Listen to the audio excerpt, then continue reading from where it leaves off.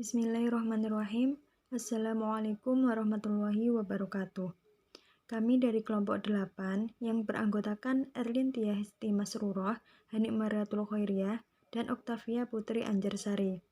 Di sini kami akan mempresentasikan mengenai mekanisme pemeriksaan perkara dalam persidangan.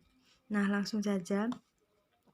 Mekanisme beracara di pengadilan agama itu semakin lebih sempurna dan seragam setelah pengadilan agama berada di bawah Mahkamah Agung. Pengadilan agama secara administratif, organisasi, finansial, dan teknis sudah berada di bawah naungan Mahkamah Agung, sehingga ia dapat mengatur secara bebas administrasi, organisasi, finansial, teknis, norma-norma, etika, dan hukum yang berlaku di pengadilan agama. Pengadilan agama itu dapat melaksanakan tugas dan fungsinya sebagaimana yang diatur dalam undang-undang, serta dapat melaksanakan hukum Allah bagi pencari keadilan yang menganut agama Islam selama masih dalam kompetensi absolut dan relatif pengadilan agama.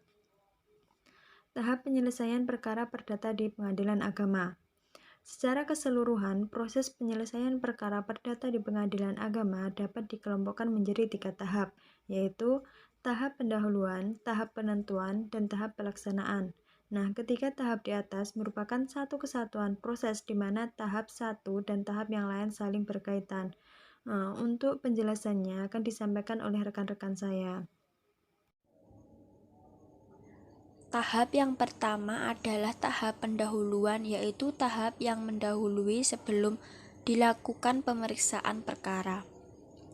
Tahap pendahuluan ini diawali dari masuknya gugatan ke pengadilan agama sampai dengan proses akan disidangkannya sengketa oleh pengadilan untuk pertama kali.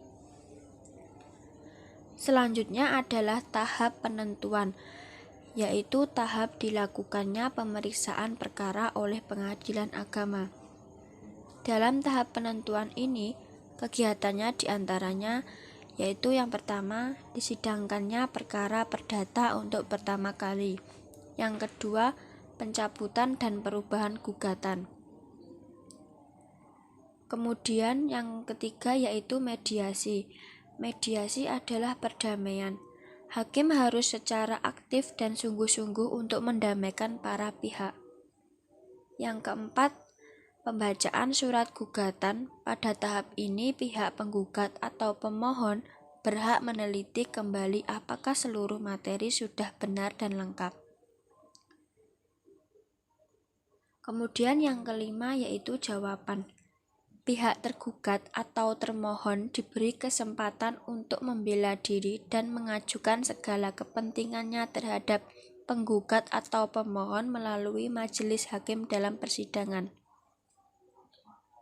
Yang keenam, replik penggugat atau pemohon.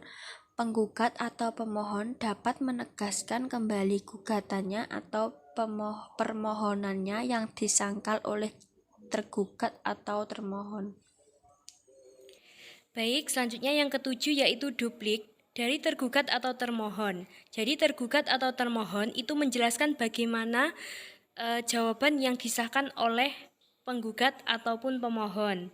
Kemudian yang kedelapan yaitu pembuktian. Penggugat atau pemohon mengajukan semua alat bukti untuk mendukung dalil-dalil gugatan, demikian juga tergugat atau termohon mengajukan alat bukti. Yang kesembilan yaitu simpulan. Jadi masing-masing pihak, baik dari penggugat atau pemohon maupun tergugat atau termohon itu mengajukan pendapat akhir tentang hasil pemeriksaan.